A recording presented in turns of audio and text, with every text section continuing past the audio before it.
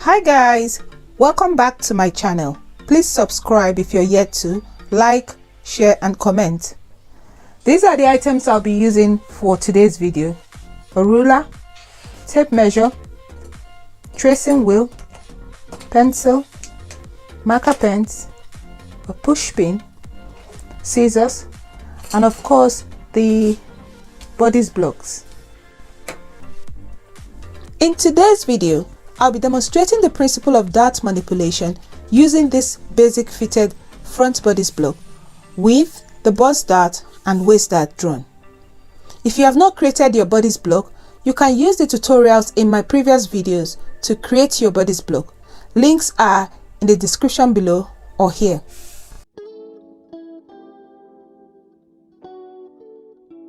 I'll be making the demonstration using the half scale version of this Bodice block so that it will be easier to capture the full view on this video. So here is the half scale version of this block that I'll be using. Also, the half scale block is a very useful item for practicing and developing your pattern making skills. I have provided you a tutorial in case you would like to make a half scale version of your block. See the link also below. Now let's get back to the focus of this video: dart manipulation.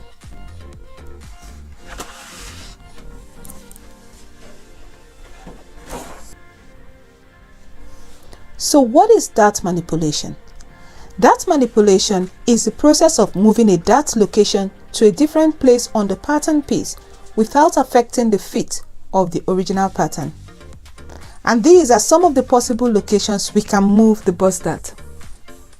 So here I have a replica of this Bodice block with the same bust dart as shown, and this bust dart can be moved around to the underarm at bust level, can be moved to the mid armhole, shoulder tip, mid shoulder, the mid neck, the center front neck, the center front at bust level, the center front waist,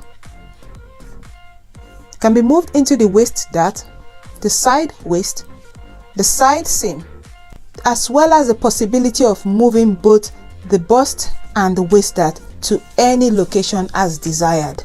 In other words, the darts can be moved around the apex and the garment will still have the same fit. In this video, I will move the bust dart into two different locations: the mid shoulder and the waist dart. So how can we do this? We can achieve this using two different methods. One of the methods is the slash and spread method, and the other method is the pivot method. I will demonstrate the slash and spread technique of moving the bust dart into the waist dart first. So to do that, first we need to trace out a copy of this Bodice block. So here I have traced out this Bodice block onto a fresh pattern paper. As you can see, this is a replica of what I have here. Now what we're going to do is to slash the center line of the waist dart all the way up to the bust point, but not through the bust point. So we'll go ahead and cut right through up to the bust point, but not through it. Okay, like so. The next step is to close the bust dart.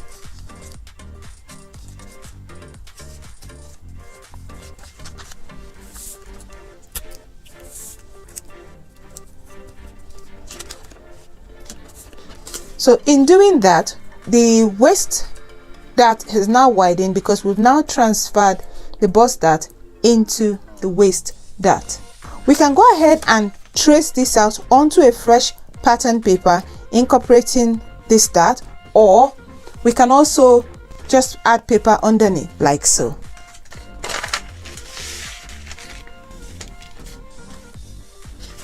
Next thing is we draw a new center line.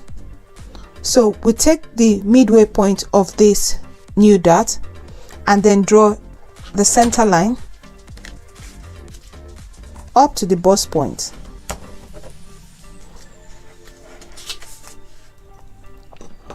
Now next we fold the dart legs.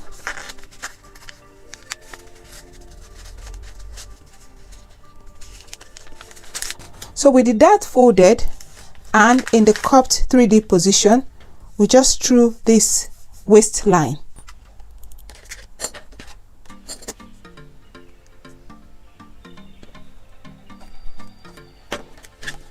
And then trace over to get the shape.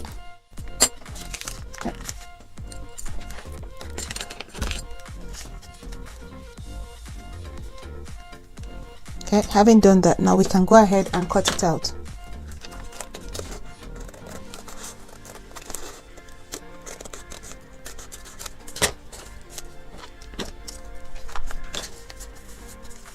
And of course, remember to come down and remark the dart legs. So you can just come down by whatever amount you already had on your original block and remark your dart legs. So the bust dart has now been transferred into the waist dart, and this is a 1 dart block. Next we are going to move the bust dart to the mid shoulder. Again, I've traced out a copy of the bodice block up to the waist as well. Now we'll get the center point of the shoulder. So measure your center point and then mark that center point of the shoulder. Now we'll draw a guideline from that center point to the bust point, like so. The next step is to slash this line, this guideline, all the way up to the bust point, but not through the bust point.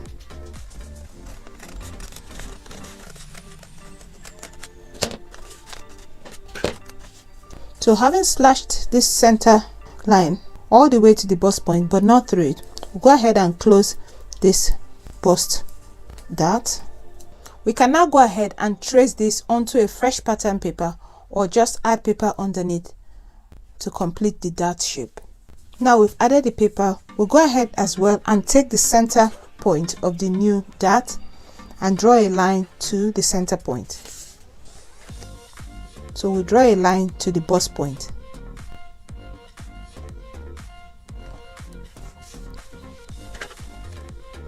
Again, we also take the same distance that we have on here and then mark that position. And with that, we can now draw the dart legs.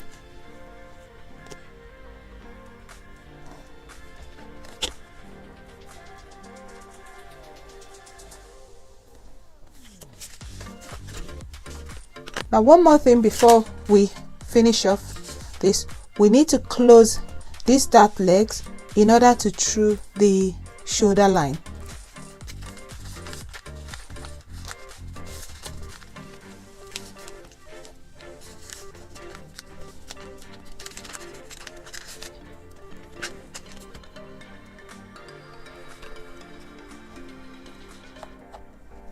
Also, we trace across just to get the correct shape of it.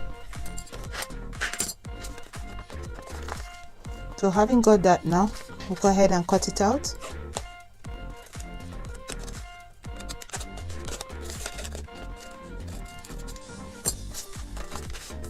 Having done that, we have now succeeded in transferring the bust dart to the shoulder.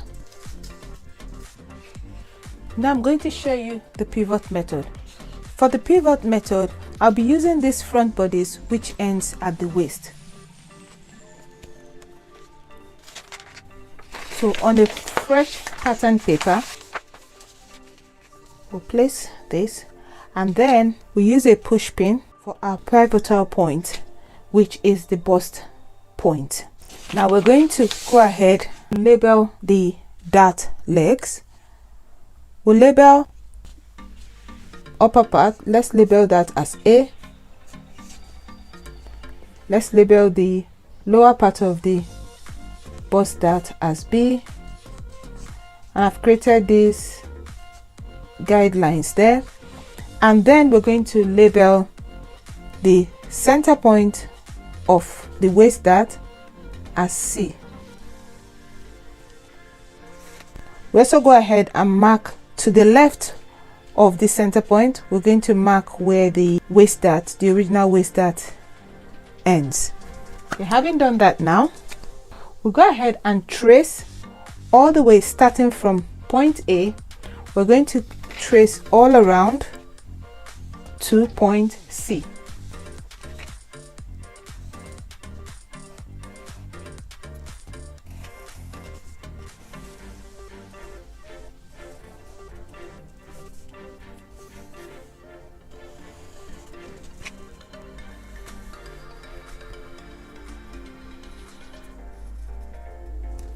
Okay, now we've reached point C. We're going to pivot this pattern, the block pattern, we're going to pivot it all the way so that the lower dart leg meets the upper dart leg, and that way we'll be closing that bust dart.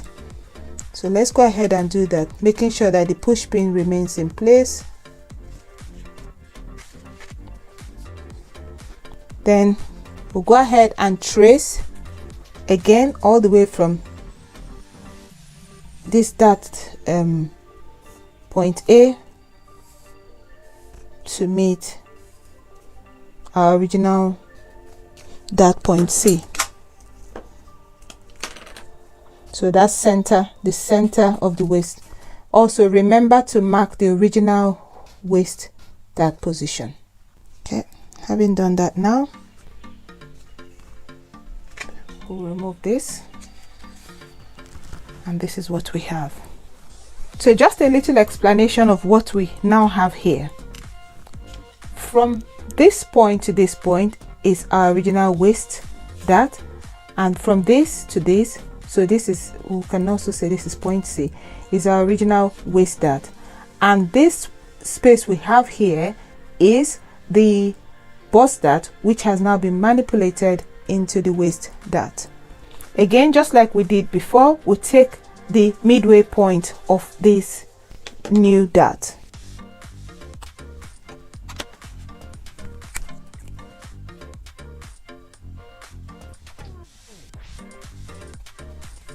Okay, having done that, we're going to rule all the way from that pivotal point, which is the bust point.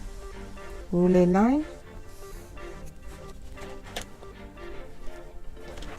and from there we'll mark our bust dart starting point, just like we have on here. So this same distance that we have here, we're going to mark that,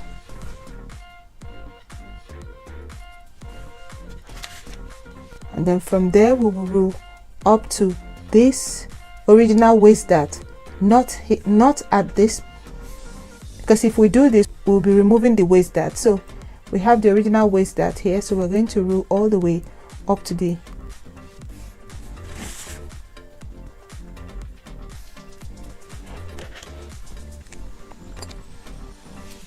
now next we'll go ahead and fold the dart legs like so.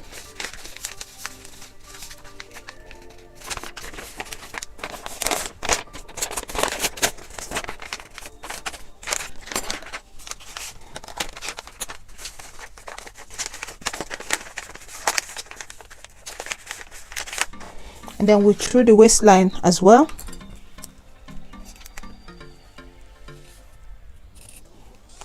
Okay, so here I have it cut out already. Next, I'm going to show you how to move the bust dart to the mid shoulder using the pivot method. Again, we get our fresh piece of pattern paper and place the block onto it. Just like we did previously, we're going to use a push pin to hold it in position.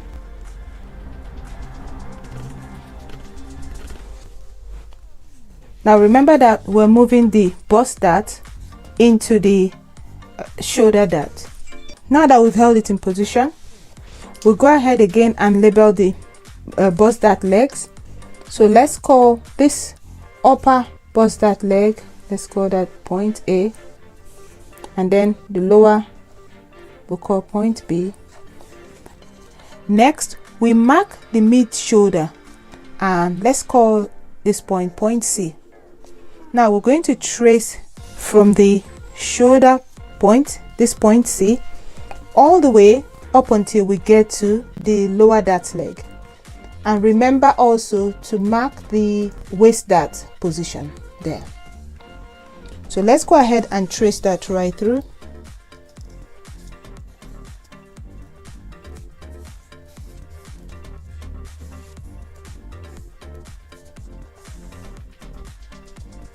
So we carry on tracing up to point B and we stop.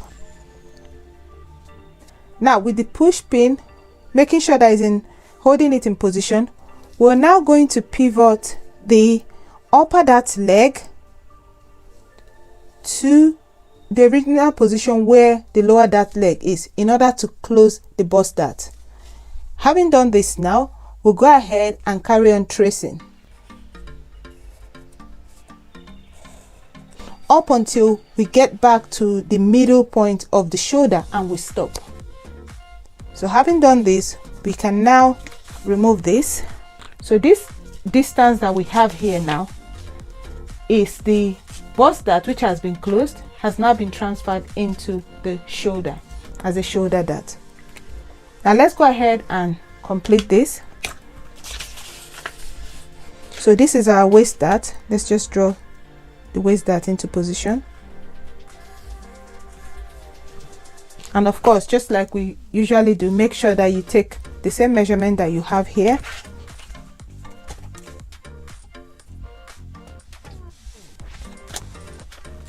And then redraw the dart legs.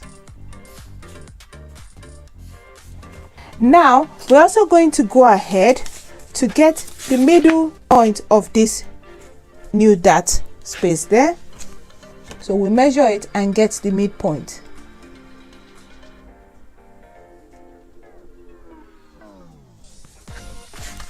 We'll also go ahead and draw from that midpoint all the way to the bust point. Again, measure the same distance that we originally had here. Okay, we'll measure that same distance. And then redraw the dart legs.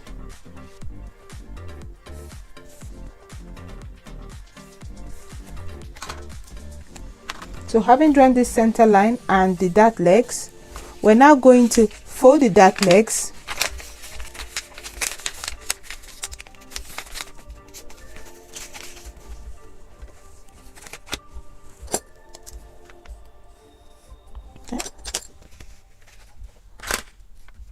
and we trace across to get the correct shape of the dart finishing. Okay, and there we have it. We could choose to leave this as a curved line, or we could choose to through it and draw, straighten out the line as desired, whichever you choose. Okay, just like so. Okay, now that we have it, we can go ahead and cut it out as well.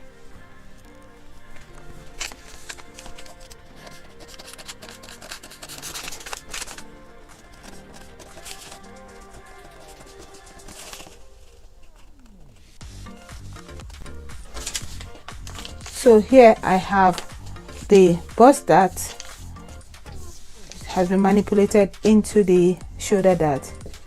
So I have a 2 dart block with the shoulder dart and the waist dart.